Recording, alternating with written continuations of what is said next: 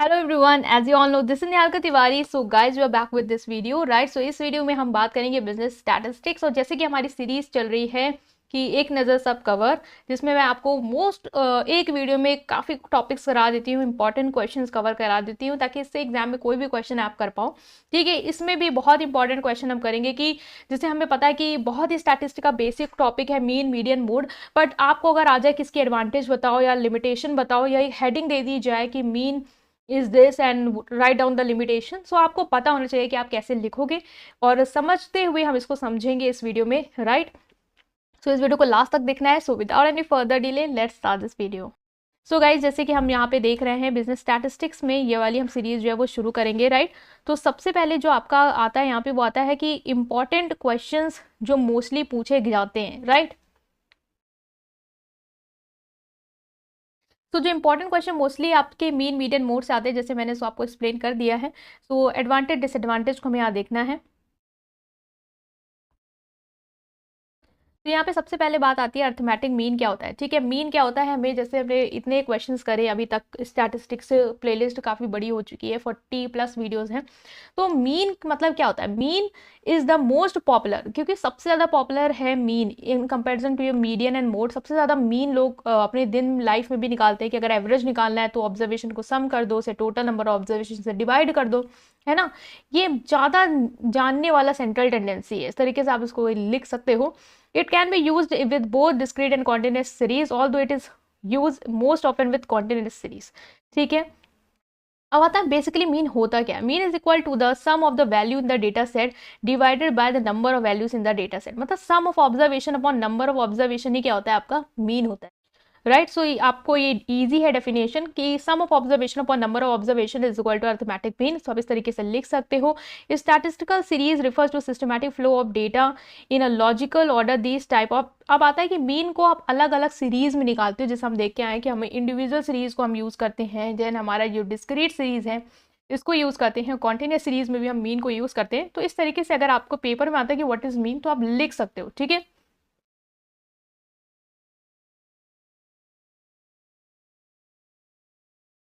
तो यहाँ पे हम कुछ नजर मान लेते हैं कि इंडिविजुअल सीरीज क्या होती है। इंडिविजुअल सीरीज हम पता है कि इंडिविजुअल सीरीज एक ऐसी सीरीज होती है जिसमें हमें फ्रीक्वेंसी नहीं दी होती है।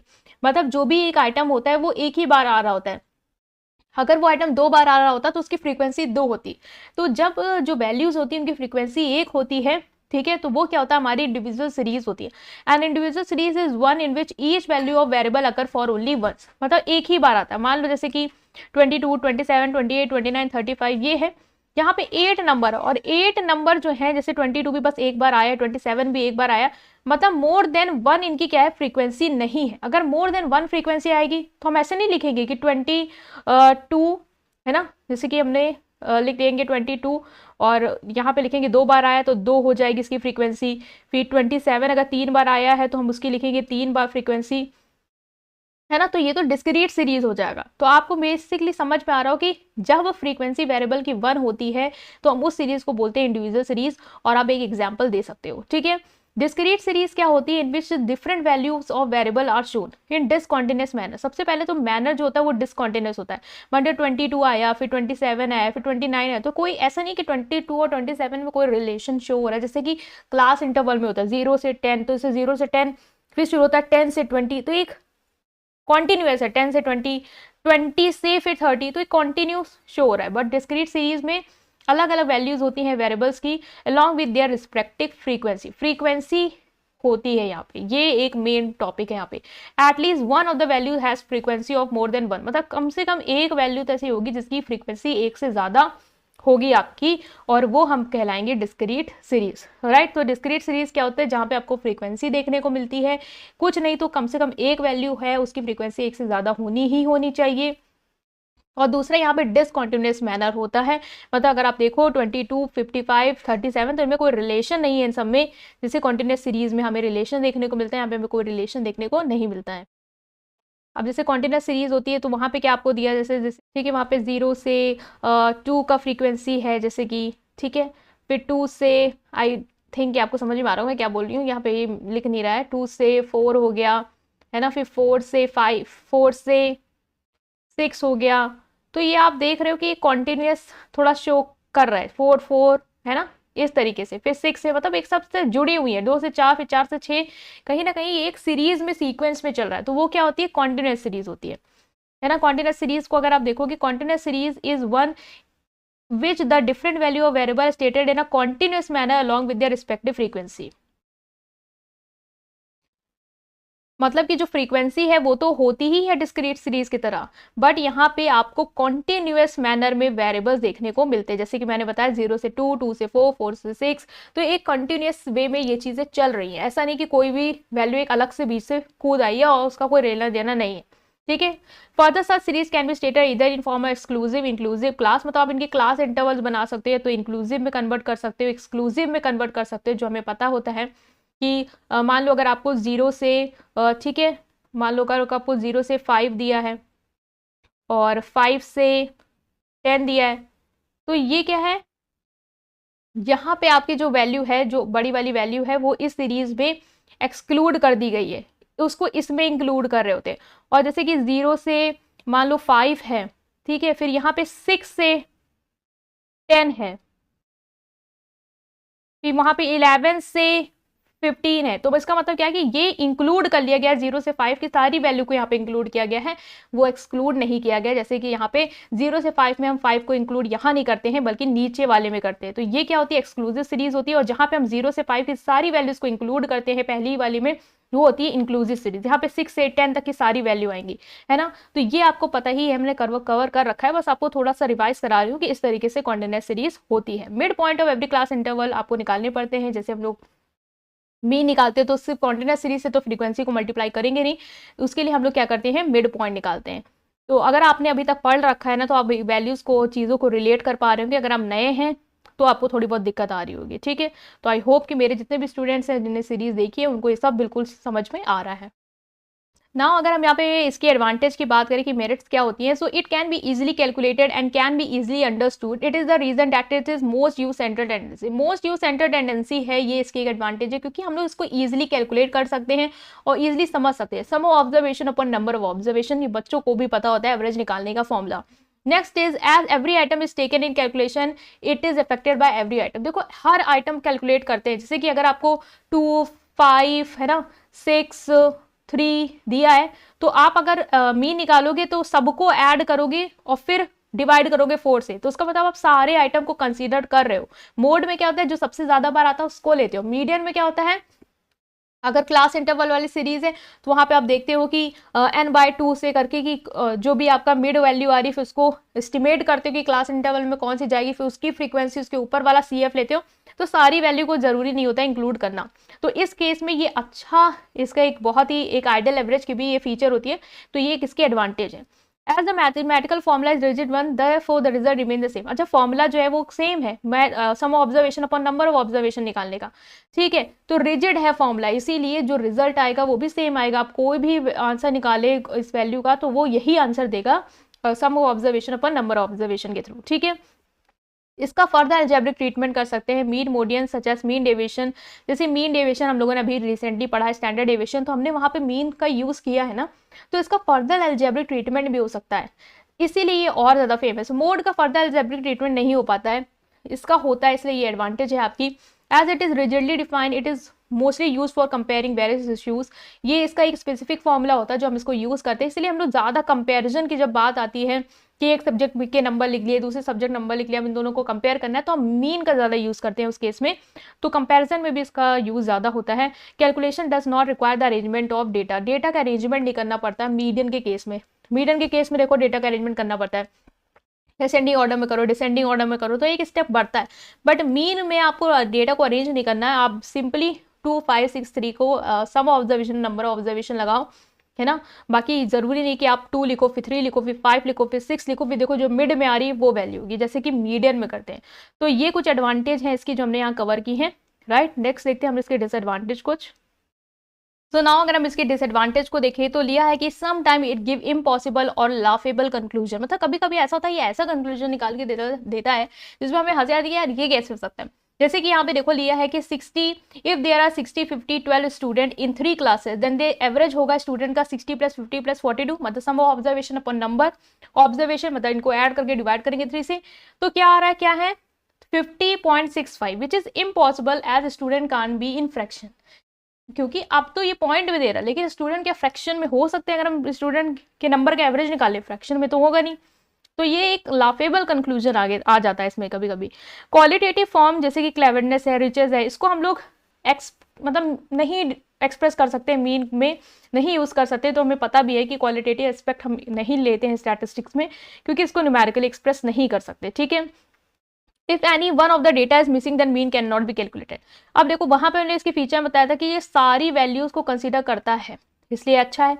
लेकिन यही कहीं ना कहीं इसकी डिसएडवांटेज भी बन जाती है कि अगर मान लो कोई एक वैल्यू हमें नहीं पता है तो हम मीन नहीं निकाल सकते, क्योंकि इसमें हमें सम ऑब्जर्वेशन में सारे ऑब्जर्वेशन को इंक्लूड करना होता है, ठीक है। It is highly affected by extreme values. अब एक्सट्रीम वैल्यूज से हाईली अफेक्टेड होता है। मान लो अगर हमने यहाँ पे वैल्यू ली है 2, 5, 10, ठीक है, इसका अगर हमने एवरेज निकाला तो हमारा जो आएगा, लेकिन अगर हमने यहाँ पे 50 रख लिया तो हमारा मीन जो वैल्यू होगी वो एकदम से बढ़ जाएगी। इसका मतलब कि जब हम जैसे ही हम बड़ी कोई वैल्यू लाती है तो पूरा एवरेज बढ़ जाता है एक वैल्यू से, है ना। तो इससे ये एक इम्पैक्ट इसका पड़ता है, ठीक है। तो ये भी आपको याद रखना कि एक्सट्रीम वैल्यू से फर्क आता है आंसर में। इसका आंसर आपका छोटा आएगा, लेकिन अगर 50 को मिला के अगर सम ऑब्जर्वेशन नंबर ऑब्जर्वेशन करोगे तो आंसर बड़ा आएगा, है ना। तो इसका मतलब क्या है कि मीन एक्सट्रीम वैल्यू से बहुत ईजिली इफेक्ट होता है। ग्राफिकल रिप्रेजेंटेशन जो है वो पॉसिबल नहीं है, इसको हम ग्राफिकली रिप्रेजेंट नहीं कर सकते, ठीक है। तो ये कुछ इसकी डिसएडवांटेज है। नेक्स्ट देखते हैं मीडियन। मीडियन में भी आपके बहुत सारे क्वेश्चन आते हैं। मीडियन में सबसे पहले तो मीनिंग समझो। मीनिंग क्या होती है कि मीडियन मतलब जो बीच की, मतलब जो भी वैल्यूज दी है उसमें जो मिड वाली वैल्यू होती है उसे हम कंसीडर करते हैं median. Second measure of central tendency is median. Median is the value which divide the distribution in 2 equal part. 2 equal part में डिस्ट्रीब्यूशन को क्या करता है? डिवाइड करता है। मतलब एक मिड वैल्यू जो है वो होती है। जैसे मानो कि आपको डेटा दिया है 3, 13, 2, 34। सबसे पहले इसको डेटा को अरेंज कर लो असेंडिंग या डिसेंडिंग ऑर्डर में। अब हमने देखो डेटा को क्या किया है? अरेंज कर लिया है। देन मीडियन क्या होगा? मिडिल नंबर होगा। अरेंज करने के बाद डेटा को आप देखो मिडिल नंबर क्या है। यहाँ पे कितने नंबर है? 3, 3, 6, 7। तो इसका मतलब 3 इधर रख लो, 3 इधर रख लो, तो जो बीच का नंबर होगा वो हमारा क्या होगा? मीडियन, डेट इज 13, ठीक है। तो ये होता है आपका मीडियन। इसको भी हम तीनों सीरीज में कैलकुलेट कर सकते हैं और तीनों सीरीज क्या होती है वो मैंने बता दी है, ठीक है। अब यहाँ पे अगर आप इसके एडवांटेज देखो, ये भी easy to calculate and understand है, क्योंकि आप कभी कभी जैसे जो इंडिविजुअल सीरीज है उसको तो आप देख के बता सकते हो। देख लो जो बीच वाला नंबर है अरेंज करने के बाद वही हमारा मीडियन होगा। तो इजीली है कैलकुलेशन में, इंस्पेक्शन के थ्रू भी आप बता सकते हो। रिजिडिटी डिफाइन मतलब इसका भी एक फॉर्मूला होता है और उसी फॉर्मूले के थ्रू आप वैल्यू निकाल लेते हो। वो फॉर्मूला कोई भी यूज करे आंसर सेम आएगा। तो इसका भी रिजिडली डिफाइंड है ये। एक्सट्रीम वैल्यू से ये इफेक्ट नहीं होता, क्योंकि आप उसमें तो सम ऑब्जर्वेशन व नंबर ऑब्जर्वेशन लेते हो मीन में, तो वहाँ आपको सारी वैल्यू कंसीडर करनी रहती है। लेकिन ये जो होता है वो एक्सट्रीम वैल्यू से इफेक्ट नहीं होता है। यहाँ पे आपको पता है कि ये पोजिशनल एवरेज है ना। इट इज पोजिशनल एवरेज, मतलब बीच में जो वैल्यू है वही होगी। अब उसको ना पीछे आगे वाले नंबर चाहे जितने बड़े हो उससे कोई मतलब नहीं होता, पीछे वाले नंबर कितने बड़े उससे कोई मतलब नहीं होता। उसको सिर्फ मिड पॉइंट से मतलब है कि जो भी मिड वैल्यू है वो आपकी है। Largest smallest value because it is positional average, not depend on magnitude. Magnitude पे डिपेंड नहीं करता है, इफेक्ट नहीं होती है। ग्राफिकल प्रेजेंटेशन इसका देखो पॉसिबल है, ये इसकी एडवांटेज है through ogive curve. Then useful in case of open-ended distribution, मतलब it can be calculated even the value extremes are not known। अगर आपको एक्सट्रीम की वैल्यू नहीं भी पता है कि मतलब जो भी वैल्यूज आपकी ऊपर वाली है, लाइक मान लो दिया है कि अबव 20 होगा या दिया है कि बिलो 30 होगा, अगर आपको एक्सट्रीम की वैल्यू नहीं भी पता है मीडियन निकाल सकते हो, ठीक है। मीडियन हम लोग निकाल सकते हैं, लेकिन मीन में क्या होता है आपको सारी वैल्यूज पता होनी चाहिए तभी आप निकाल सकते हो। बट यहाँ पे आपको सिर्फ एक्सट्रीम वैल्यू से इतना फर्क नहीं होता है। आप बस देखते हो कि जो हमारी मिड वैल्यू है उससे हमें लेना देना है, ये फिर अगर जो हम लोग वैसे भी निकालते हैं कि इवन है या ऑड है ना, उस केस में जो हम लोग फॉर्मूले अप्लाई करते हैं एक n/2 टर्म, ये एक n+1/2 टर्म उसके थ्रू होता है, ठीक है। तो ये इसकी एडवांटेज है कुछ। अगर हम इसके डीमेरिट देखें तो अरेंजमेंट देखो डेटा का नेसेसरी है और जो कि टाइम कंज्यूमिंग भी हो सकता है, ये एक डिसएडवांटेज है। सारे ऑब्जर्वेशन पे नहीं बेस्ड है, एक्सट्रीम वैल्यूज इग्नोर कर देता है। पोजिशनल एवरेज है, सिर्फ मिड वैल्यूज इसको मतलब होता है। Not a representative of universe, क्यों? क्योंकि एज ये सारी वैल्यूज को कंसीडर नहीं करता, इसलिए सारे जो डेटा को है पूरी तरीके से अच्छे से रिप्रेजेंट नहीं करता है ये। और फर्दर एल्जेब्रिक ट्रीटमेंट भी इसका ज़्यादा पॉसिबल नहीं है, इसलिए हमारा ये क्या है? इसकी डिसएडवांटेज, राइट। नेक्स्ट हम देखेंगे ये mode. So now guys mode हमें पता है जो नंबर सबसे ज्यादा बार आता है वो मोड होता है। तो mode is the value that is repeatedly occurring in a given set. ठीक है, जो भी सबसे ज्यादा बार जो नंबर आ रहा होता है उसे मोड कहते हैं। So we can say the value और a number in the data set जिसकी हाईएस्ट फ्रीक्वेंसी है या सबसे ज्यादा बार आता है उससे हम लोग बोलते हैं मॉडल वैल्यू। ठीक है, जैसे 2 4 5 5 6 7 तो सबसे ज्यादा बार कौन सी वैल्यू आ रही 5। सो मोड क्या है हमारा 5 हो जाएगा। ठीक है, फिर आता है कि when there are 2 mode in the data set. देखो यहाँ पे 2 जो है वो 3 बार आया है, 4 2 बार आया है, 5 हमारा 3 बार आया, इसका मतलब 2 मोड होंगे यहाँ पे 5 और 2, तो उसे हम लोग क्या बोलेंगे बाय मॉडल। अगर वही चीज 3 बार अगर आपके नंबर है जो 3 बार बराबर बार रिपीट हो रहे हैं, ठीक है, जैसे 2 है 3 बार आया है, 5 3 बार आया, 8 भी 3 बार आया है, तो यहाँ पे क्या होगा ये ट्राई मॉडल हो जाएगा। 3 मोड होंगे यहाँ पे। मल्टी मॉडल मतलब जहां पे 3 से भी ज्यादा मोड हो आपके। ठीक है, देन इसके क्या एडवांटेज है, ये भी इजी कैलकुलेट है। क्यों? क्योंकि डिस्क्रीट सीरीज और इंडिविजुअल सीरीज में हमने मोड पढ़ा, इजीली हम कैलकुलेट कर लेते हैं। बस कॉन्टिन्यूस की ग्रुपिंग मेथड में आपको थोड़ा सा कैलकुलेशन लगता है ना। तो इसीलिए बोला गया कि अगर डिस्क्रीट और इंडिविजुअल सीरीज देखो तो सिर्फ देख के ही बता सकते हो कि जो वैल्यू सबसे ज्यादा बार आई है वो आपकी क्या हो जाएगी, मोड हो जाएगी। ये एक्सट्रीम वैल्यू से इफेक्ट नहीं होता क्योंकि इसको सिर्फ उसी नंबर से मतलब होता है जो ज्यादा बार आए, सारी वैल्यूज को कंसिडर नहीं करता है ये। ओपन एंडेड केस सीरीज में भी पॉसिबल है। क्यों ओपन एंड केस सीरीज में? दोनों चीज मीडियन और मोड दोनों ओपन एंड सीरीज में पॉसिबल होते हैं क्योंकि ये आपकी एक्सट्रीम वैल्यू से इफेक्ट नहीं होते। इनको सिर्फ मीडियन क्या है उसको सिर्फ पोजिशनल एवरेज से मतलब है, और ये क्या है इसको सिर्फ जो ज्यादा बार आ रहा है उससे मतलब होता है। ठीक है, useful for both qualitative and quantitative. Quantitative और क्वालिटेटिव दोनों चीजों में यूज होता है। लाइक कोई क्वालिटी है जो बार बार आ रही है तो हम ये भी कह देंगे कि ये भी हमारा क्या है, मोड हो जाएगा। ग्राफिकली रिप्रेजेंटेशन इसका भी पॉसिबल है। ठीक है, तो इसकी कुछ डिसएडवांटेज देख लेते हैं। डिसएडवांटेज अगर देखें तो mode is not rigidly defined, क्योंकि मोड जो है अगर आप देखो कि जहां बाय मोड आता है, ट्राई मोड आता है, तो आप स्पेसिफिक क्या मोड होगा वो आप नहीं कर सकते हो। और ग्रुपिंग मेथड भी आपने जब देखा तो वहां पे हम लोगों ने जब बहुत सारे फॉर्मूले यूज करने पड़ते हैं ग्रुपिंग मेथड में हमें, है ना, तो इस तरीके से हम कहेंगे कि मोड हम रिजिडली जो है वो डिफाइन नहीं कर सकते हैं। इसके काफी ज्यादा फॉर्मूले हैं, काफी मेथड हैं, और अलग अलग मेथड अगर कोई इंसान यूज करता है तो मोड अलग है। मैंने अगर किसी अलग मेथड से मोड को निकाला है तो मेरा आंसर अलग आ रहा होगा, अगर उसने ग्रुपिंग मेथड यूज करा है तो उसका अलग आएगा। तो इसीलिए कहते हैं ज्यादा रिजिडली डिफाइन नहीं होता, सारे ऑब्जर्वेशन पे भी बेस नहीं होता, एल्जेब्रिक ट्रीटमेंट फर्दर नहीं इसका पॉसिबल है। Indeterminate not always determined in case of bimodal multimodal distribution. जब bimodal multimodal distribution आती है तब स्पेसिफिक मोड नहीं बता पाते हैं। ठीक है, तो ये कुछ इसकी क्या है, इसके डीमेरिट है, और आपको कुछ देखने में मिले तो वो भी आप लिख सकते हो। ठीक है, सो गाइज यहाँ पे हमने इन सारी चीज़ों को किया cover. So I would say कि आप इस वीडियो को लाइक करेंगे, और ये मैंने जल्दी जल्दी बता दिया है मेन मीडियन मोड क्या होता है, तो क्योंकि इससे क्वेश्चन जरूर आएगा आपके पेपर में, तो इसे आप जरूर देख के जाइएगा। नेक्स्ट में हम कुछ और टॉपिक्स को कवर करेंगे, आप मुझे बता दीजिएगा किसकी थ्योरी आपको चाहिए।